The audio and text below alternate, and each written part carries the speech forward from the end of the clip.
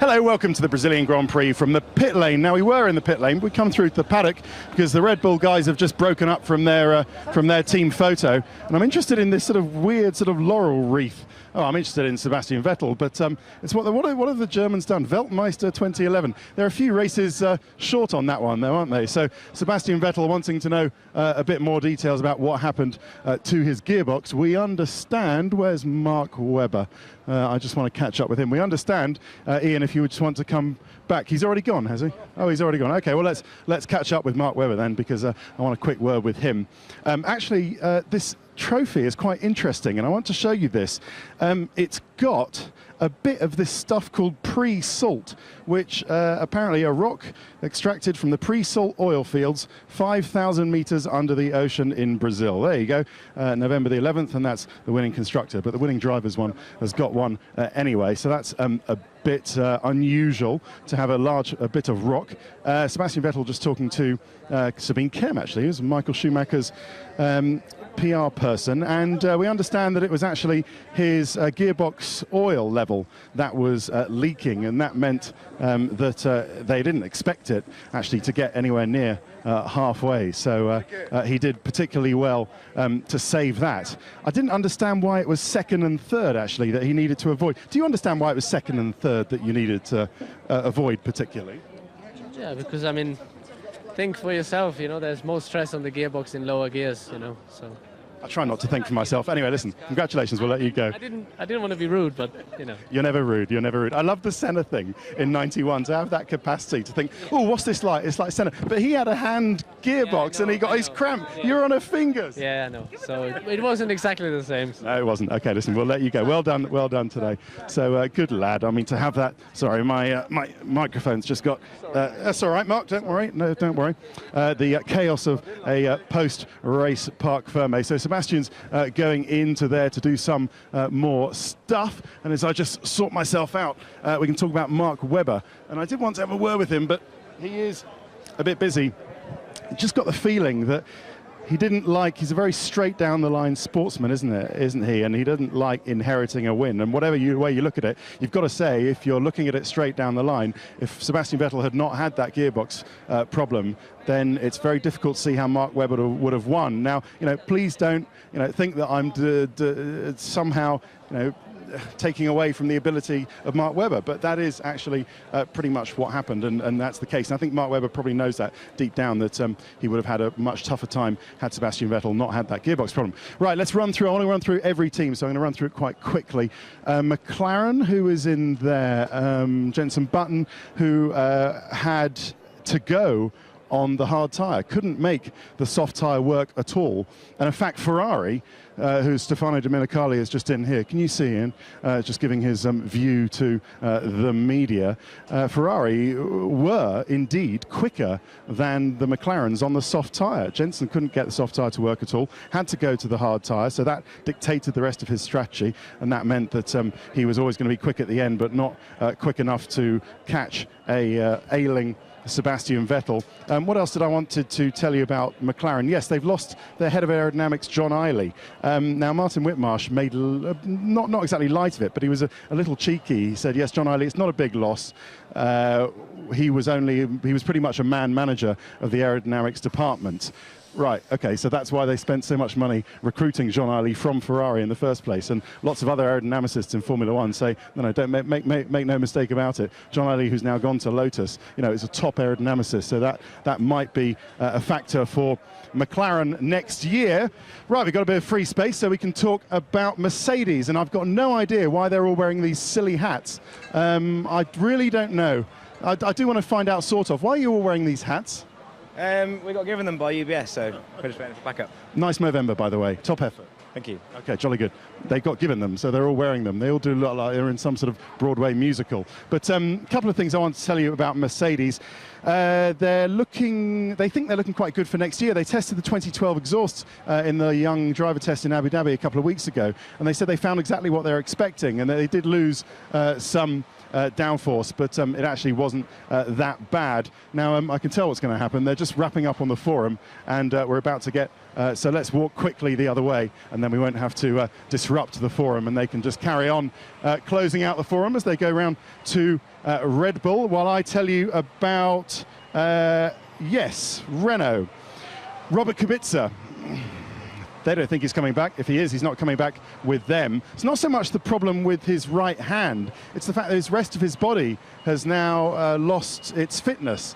And some of the medical guys, I spoke to over the weekend, were saying, when there's been muscle wastage like that, it's going to take a long time for him to get fit. So 1 point for Vitaly Petrov in today's Brazilian Grand Prix. So they'll be satisfied that that secures their place in the Constructors, their 5th place in the Constructors' Championship. But you've got to say that forward-facing exhaust outlet did not work on the balance of all tracks over the season. Eric Boulier, the team boss, it's all right, come through, obrigado. Eric Boulier, the team boss, admitted that. He said it's not that it didn't work at all, it's just that it didn't work on so many tracks that they lost competitiveness throughout the season. Dave Ryan, the ex-McLaren team manager, was working for Renault in a kind of consultant's role. He was with the team pretty much all weekend, checking out how they work and preparing a report for the management about whether they would need to change anything operationally. So to have to call someone like Dave Ryan in, who runs his own sports car team, Von Ryan Racing, with a McLaren MP412C, was, tells his own story about Renault's problems at the moment. Williams, it's not their next team. In fact, Williams are well down in 9th place, but seeing as we're here, I might as well tell you about that. What was I going to say? Oh, yes, a big test coming for the winter for Williams. They finished 9th in the Constructors, as I say, and run through the test. There are going to be 3 4-day tests in Valencia, Barcelona, and Jerez, and then there'll be 1 test in Mugello after the flyaway races. Williams say they've got an interesting amount of work to do because they've got a Renault engine coming. There's a lot of work to do with integration. They need to know how much cooling it takes. They need to know how the gearbox fits onto it, how it affects weight distribution. So a lot of work for Williams over the winter. Now, I'll walk backwards so you don't have to, camera through. I think it's probably a bit better in there. If we can just pop down and see who else we have. Force India are the next people. And I love this paddock. It's just fantastic. You see people sitting down and going into their dinner, and someone going into their dinner over there. I shouldn't really do this to a BBC colleague, but it's David Croft from Radio 5 Live. No, it's fine, it's fine, it's fine. It's fine, David. I shouldn't do that. But he takes the mickey out of me so much on free practice when we do it on the red button that, there you go, I've got him having his dinner. But Force India, a tale of 2 strategies today.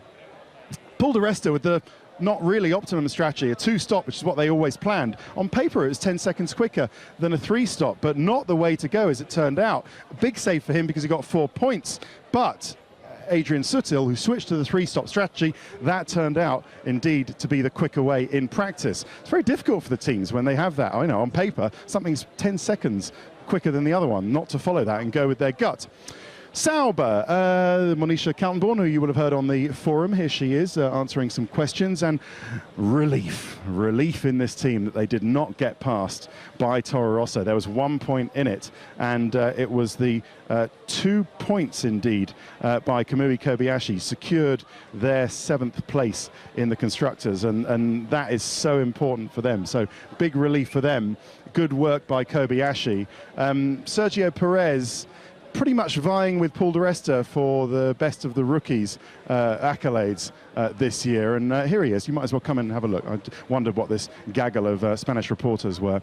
And Sergio said something interesting to me earlier, is that actually it took him 4 races to recover from that crash he had in Monaco. 4 races. Of course, they kept quiet about it at the time, so they would. But it really affected him more than we ever knew. And just saying well done to him. But he is a class act, Sergio, and many people expect after next year in Sauber to see him potentially replacing Felipe Massa in a Ferrari for 2013, but we will see. Right, let's talk about Toro Rosso. They are here, and do we have anyone?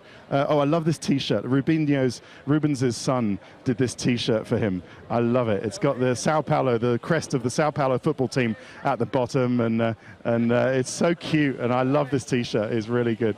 And Eduardo and Fernando, Rubinho's kids, they're so gorgeous kid. So anyway, listen, I really hope he carries on in Formula One.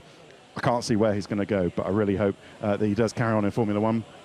Toro Rosso would have been disappointed, I'm sure, not to close the gap and pass Sauber for that 7th place in the Constructors' Championship. I spoke to Jaime Alguersuari. He said, I just don't understand where our speed has gone. It was all looking all so good in Monza and then in Singapore and in Japan, and our speed has disappeared over the last couple of races. And he was really frustrated. And he finished, Alguersuari. He was in a good fight for the last points-paying position. He finished 11th, and Sebastian Buemi finished 12th. So you can understand why they were so annoyed. It's because neither of them got any. Yeah, they were so close to the points, but just didn't get it. And those points might have moved them ahead of Sauber in the end. Kobayashi getting those points meant that wasn't possible. But yeah, strange end to, unhappy end to the season for Toro Rosso, and that really is a bit of a shame. Is there party time at Lotus? No. Look, it's completely deserted. But there will be a party for all the reasons that you've heard already. That they've got 10th place for 2 races running, for 2 years running, I should say, in the Constructors' Championship, and that's worth $40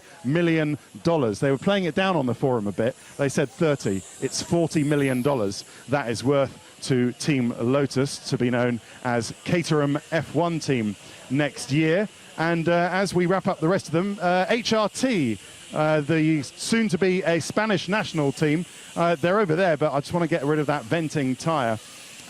They are going to be a Spanish national team next year. They're going to have Pedro de la Rosa in one seat, maybe Jaime Alguersuari in the other seat, which is an interesting little tidbit you might not have caught up with. But they will keep some of their factory in Munich, but they'll move most of the team to Valencia. And I wanted to go under here because I want to show you this sort of subterranean area where HRT and Virgin operate. They operate underneath the Paddock Club here, and you can see the back of the HRT garage here. These guys, they'll come out here, they'll clean the tyres in here, and you know, they'll never see the sun unless they go out into the pit lane. But it's a quirk of the Brazilian circuit here. And just finally on Virgin, still on Virgin, I found out what happened with Timo Glock's pit stop. The wheel went on, but it wasn't properly seated actually on the rim, so it was slightly ski-whiff. There are some pins that you need to locate in there, so they weren't on. The guy actually did up the wheel nut, but when Timo Glock went out of the pits, it wasn't on properly, and that's why it flew off. And he was so disappointed about that. I tried to get him on the forum to talk about it, but he said, I'd rather not come on because I can't trust myself not to say something unkind about the team, which tells you pretty much all you need to know. Oh, who's grilling meat around here? Anyway, fantastic smell in here. But that's about it. We've run through all the teams. Yes, just checking HRT and Virgin. It's been quite a journey. And thank you very much for watching these video blogs. We've done 138,000 miles in this season, 5.5 times around the world. And I've spent almost 13 days on planes traveling to all these races. So as I say, thanks very much for watching these video blogs throughout the year, and I'll see you in 2012.